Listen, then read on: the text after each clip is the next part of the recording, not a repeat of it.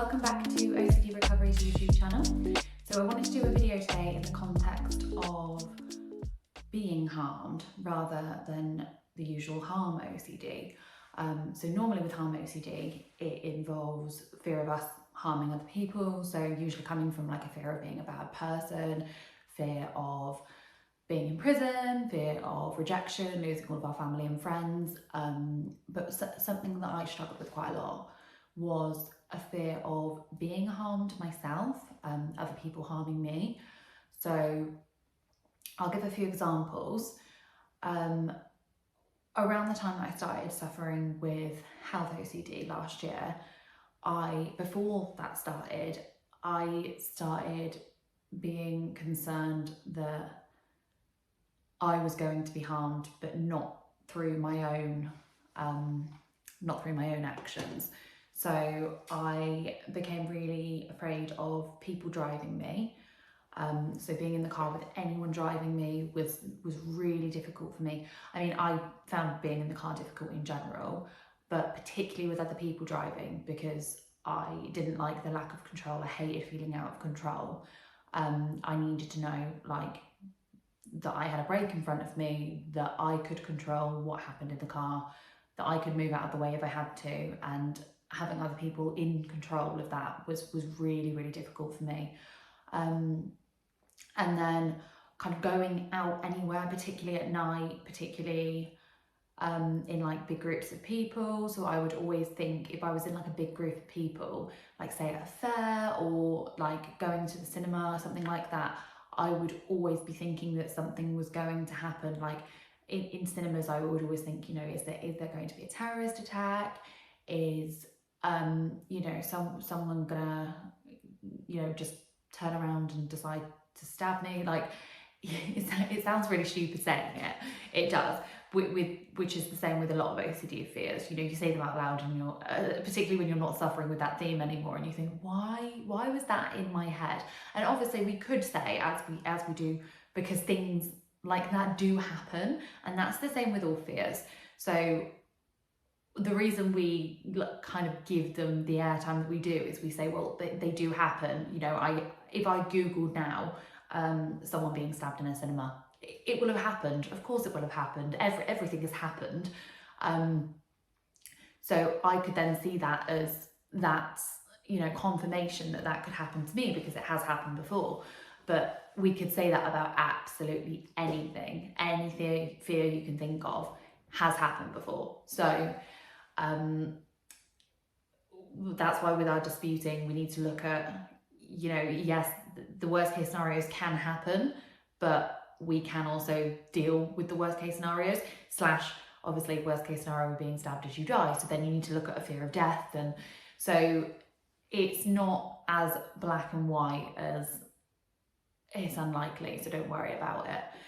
With OCD, we're going to worry about it, even if it feels like a ridiculous fear. As I say, like sat in a cinema going, someone's going to stab me any second now. I can feel it. It's going to happen.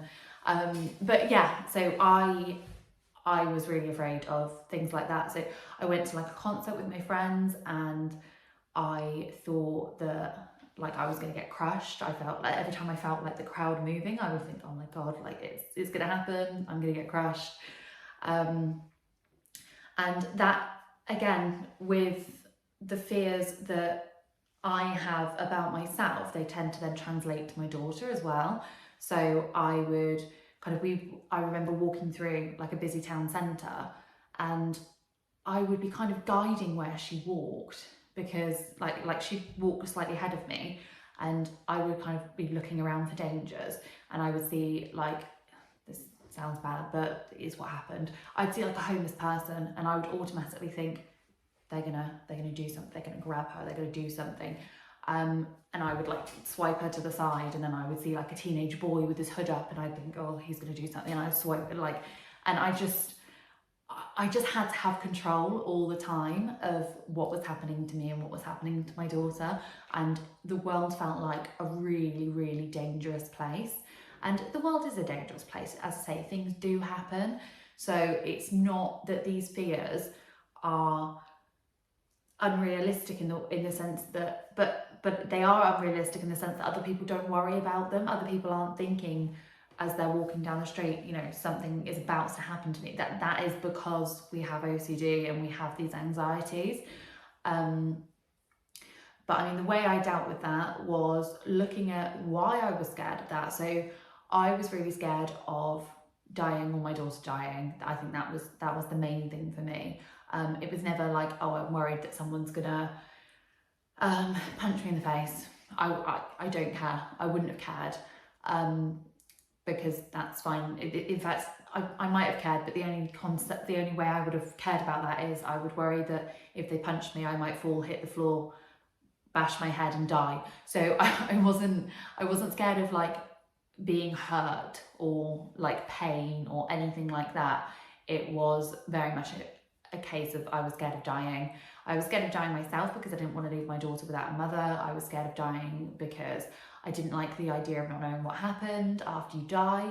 I didn't like the idea of anything happening to my daughter because I thought that there's no way that I would cope with that. I wouldn't be able to live if something happened to her. So those are the reasons that I was having these fears, but then it was kind of looking at breaking those down. So, you know, if something did happen to me, that would obviously be awful, and not awful, we don't use that word. That would obviously be really bad, and it would be really hard for her growing up without a mother. However, she would still have other family members. I've known people to grow up without parents that, yes, it affects them, but do they still kind of live and have good experiences? Yes, they do.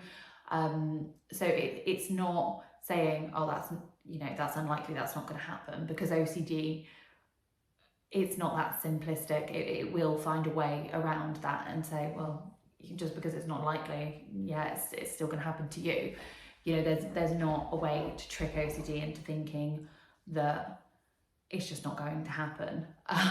It's a lot more complex than that, and it's a lot more in-ground than that as well. I think a lot of the time, because our like extreme suffering hasn't been going on for a long period of time, we've kind of only been suffering, say some people come in and say, you know, I've been really struggling for like 3 years, 4 years now, not my entire life.